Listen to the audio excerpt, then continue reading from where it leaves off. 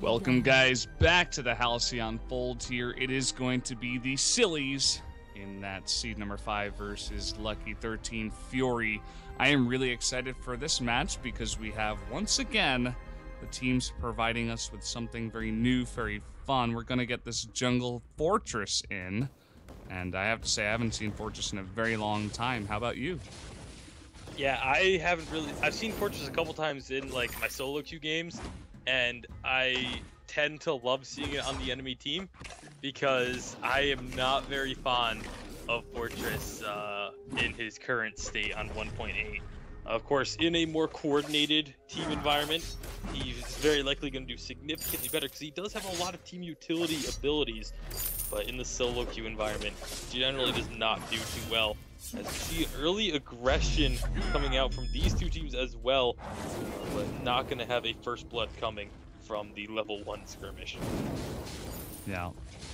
Also, an interesting thing that I'm noticing some teams doing here is skipping the first minion in the jungle, going for the 2 minions in the back, and then just trying to get towards that middle part of the jungle here very fast. Hold, I thought we have another kind of team fight here. Spanky and Fitch going hard. Fitch looks like he will go down on that glaive, and Catherine is left all alone, and it's very hard to get away from these two heroes. In fact, Fortress still chasing, but is going to back off now. Yeah, Fortress with that second ability is able to give any ally moving towards the marked target extra move speed.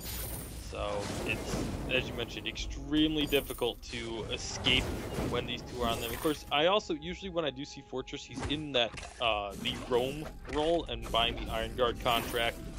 So this is kind of a first for me, seeing him in the jungling position.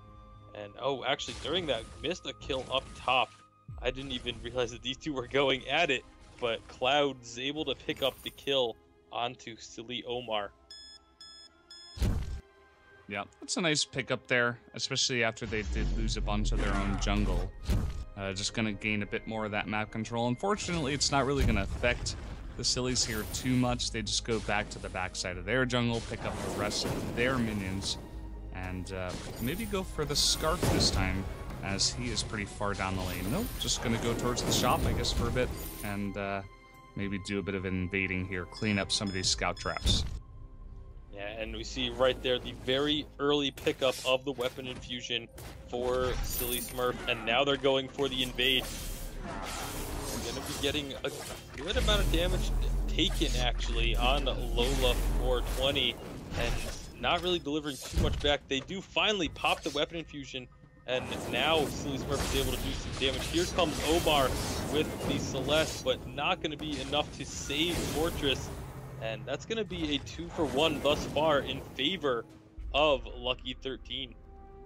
Yeah, maybe just getting a little bit too far forward. I understand why they wanted to fight their weapon infusion picked up very early, as you did mention, by that Fortress.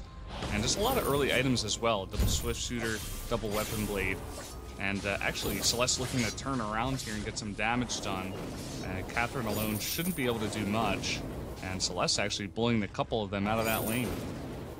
Yeah, Clouds was a little bit low at the start of that, also has very little energy left. So Omar able to do quite a bit here with the Heliogenesis being dropped all over the lane. And gonna find Spanky again, but Spanky wants to come in for the stun.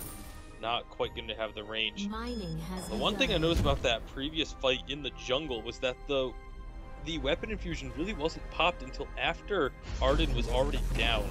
So I was kind of confused as to why the weapon infusion wasn't used earlier, but they are just continuing to be super aggressive in the enemy jungle here. They definitely can. They still got that weapon infusion, but uh-oh, here comes Scarf looking for the kill, and it looks like Arden trying to survive here with that Vanguard. Does have the speed, but will he be able to get away from the Catherine? It looks like just barely with the help of Celeste for that heal. Yeah, gonna retreat back into their own jungle here, and needs to be careful though, because they are on the hunt for on Lucky13, but gonna be backing off, not wanting to make the same mistake that they just took advantage of and give over any kills to the Sillies. The interesting about the thing I was really most looking forward to in this match is with the NA bracket challenge that was put on put up by Super Evil Megacorp, and a lot of the brackets I saw being posted had the Sillies going very, very deep. Many of them actually putting the Sillies in the finals, and some of them even having the Sillies winning the entire tournament. So I'm really looking forward to seeing if though that is going to end up coming true here, or if the Lucky13 will end up crushing the dreams of many hopefuls looking to get that 20,000 ice. Well, so far, really solid play in this game. Can't really say much about that. And going to pick up the gold mine here and actually jump onto Glaive. The ultimate picked up by the Fortress at this moment. Going to give vision of everyone. And just a bit of trading here, but Celeste trying to trade as well with the Scarf in the lane at the same time. Looks like no kills going to be picked up, but just a bit of vision and that gold mine going to be granted towards the Sillies. Yeah, Sillies being super aggressive, continuing to be super aggressive as they were, you know, Fortress and Arden were between the two turrets trying to harass the side of Lucky13. And then, of course, Celeste just dropping the Heliogenesis on top of Scarf in the lane. But in the end, everyone backs off. They do have a slight lead of about 800 gold, despite being down a kill. So, obviously, the gold miner being a big attributing factor to that, as well as just the minion advantage. You look at Fortress with 47 minions to Glaive's 28. And that's just from how frequently they've been in the enemy jungle. Now they're waiting to set up a pick here in the lane. Yeah, going for the Afterburn here onto Silly Omar, but that's going to turn right around onto Fitch. The Solar Storm coming out, but Glaive will not go down here and will be able to get just barely away. Meanwhile, Fortress also taking a lot of damage from that big engagement. Yeah, I don't think he's going to be too worried about that as they continue to steal away jungle camps from Lucky13. Lola just going to be popping that scout trap so that it won't be providing any further vision. I'm really surprised that they haven't been putting even more attention in this lane. Cloud has been pushed up towards this turret very frequently, and they just haven't been capitalizing on that position. And there's been multiple times that I've seen, at least, where the Sillies could have just gone up into the lane and easily secured a kill with a 3-man gank, but just are not taking advantage of that situation. Yeah, it's kind of interesting. Definitely focusing more on that jungle, seeing if they can pick up some picks here. And now looking at Silly Smurf on that Fortress, has finished the Tension Bow and has bought another weapon infusion. So going to be looking to fight once again as this gold mine does reach completion. The gauntlet is going to come down and a big core collapse. Instantly that Scarf gets melted. Spanky here on the Catherine also going to go down. And that will easily secure them the gold mine and maybe even push some pressure onto that turret. Yeah, that's going to be a big pickup there by the side of the Sillies, taking advantage of that 3v2 situation to grab a couple of kills. Yeah, I wasn't sure if if a flare came down or what, but that was an excellent read, as you did mention, to just jump in there from Lola, getting that gauntlet down, capturing 2 of them before Glaive was really even able to join the fight. And so now picking up that first turret and that gold mine nearing completion, we're looking towards the Sillies to gain a big advantage here in the mid game. Yeah, they're looking very, very strong. Again, you know, they haven't necessarily been looking for the fights, but it's been a lot of the attention in the jungle, stealing away the camps and just denying gold. As now they're going for a big fight in the middle. Spanky is going to get dropped very low, but the Fountain of Renewal will keep his health up. Solar Storm coming through, not going to be picking up any kills this time. They're going to continue the chase though, but they need to be careful you don't overextend. And it looks like they are going to back off. Nobody falling just yet, but some pretty low health bars across the board. Some pretty high health bars as well for the side of Lucky13, which is a very good sign. Yeah, that's always one awesome thing you can do with the Catherine, kind of just face check a bunch of brushes and just not really care about anything at all, because you just put up your bubble and almost everything will be reflected. We see that actually Queen from Hunters over here in the VIPL does that all the time. Just no fear. And as you saw it there, all the damage was focused straight onto that Catherine, which is exactly what they want. And eventually, by the end of that fight, it was actually looking to go in Lucky13's favor. So definitely a good fight taken there. Unfortunately, not really able to pick up much from it. Yeah, they are going to be continuing the pressure. I don't think, I'm honestly not sure if Lucky13 has actually picked up that camp right next to the jungle shop on their side this entire game. I feel like that's just been completely under control of the Sillies, as they take it once more and now go back to the jungle shop again. Just having this 4,000 gold lead gonna really be helping them as these fights continue to start breaking out more and more frequently, or if they're just able to catch people out on their own like they do with Clouds, taking him down for pretty much no cost. Yep, just another mistake there. You can't be that far out if you have no vision of where the enemy is. Another gauntlet is going to come down here, and unfortunately Glaive left all alone. The members of the Sillies getting very low here. Celeste looking for that ace. Fountain of Renewal coming in, and the bubble is going to come up once again, and they will not be able to get that ace. Yeah, not going to get the ace, but going to get some serious damage down on this second turret, but going to have to back off as Clouds is respawning again very early on, so the respawn timers are not very long at all. Still advantage after small victories being pulled out every skirmish by the Sillies, and if you can just keep that up, then there's really not going to be much chance other than just a really strong complete ace with almost no one taking damage to come back. So if they can just keep up the way that they've been playing, they've been moving as a team extremely well and taking advantage of positional errors. You know, that time completely catching out Clouds on his own. No one was even able to respond from Lucky13 until after Clouds was already dead.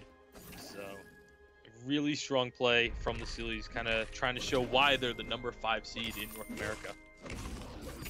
Yeah, for sure. You can tell just like a better sense of what's going on in the game, better game sense. Like the second Scarf comes back, they immediately back off. They don't overcommit. They don't really try to dive too much.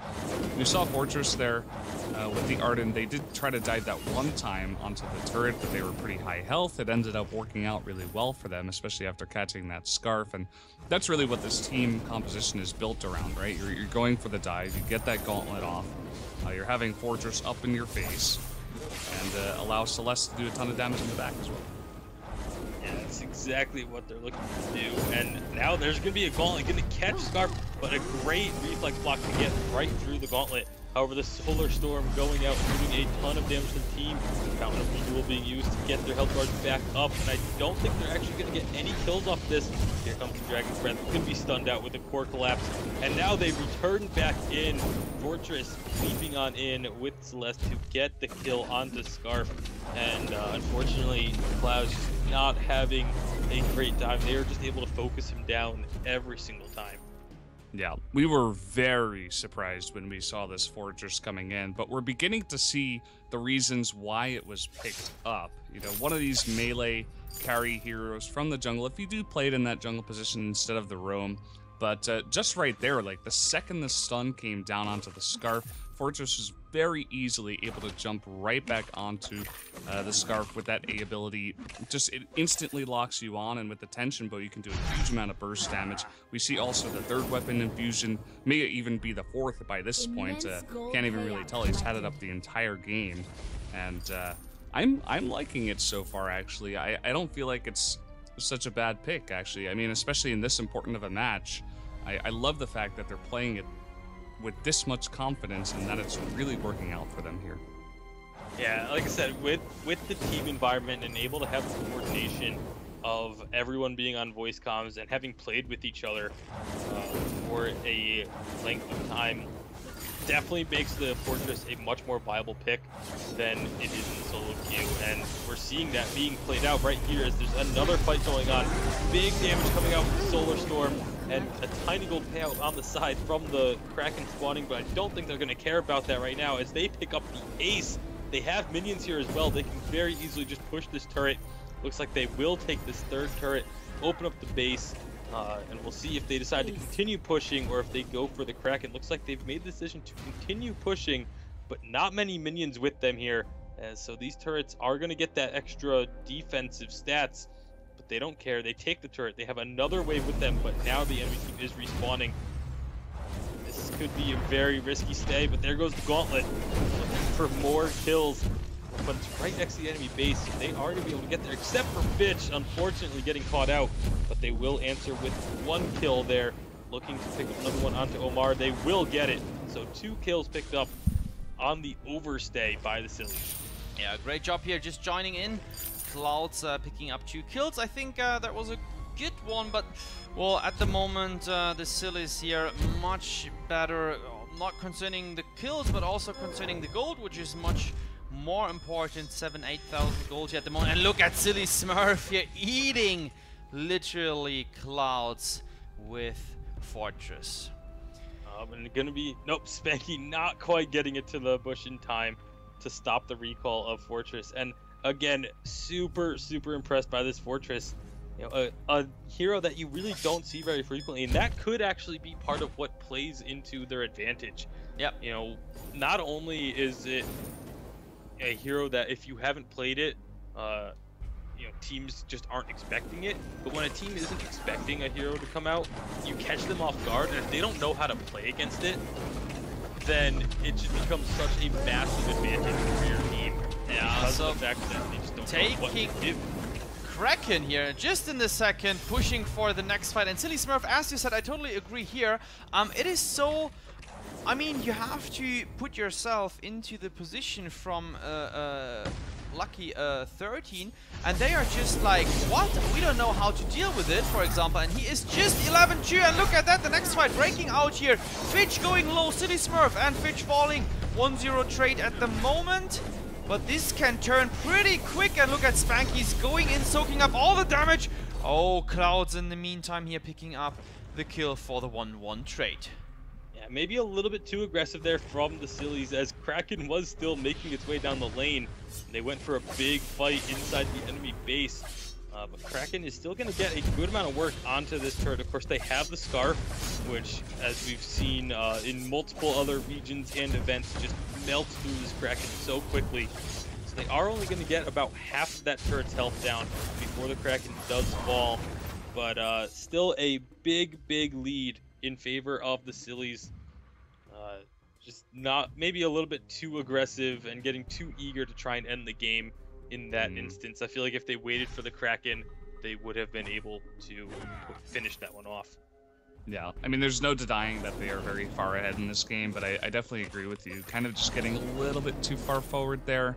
And it's kind of unfortunate, but at the same time, with that turret so low, all they have to take is one big team fight, and that should do it. They're going to jump straight onto that Scarf, taking a ton of damage. Not in the best position this time. Gets whacked in the face by the Solar Storm. And now with only Spanky up here on that Catherine, not looking so good here.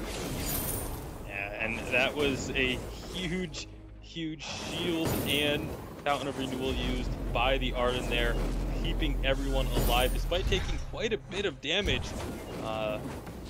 Initially, it looked like they might have been able to catch out Omar, but in the end, the turret is going to fall, and the Vein Crystal is going to fall, and the Sillies will take a 1-0 lead in this best of 3.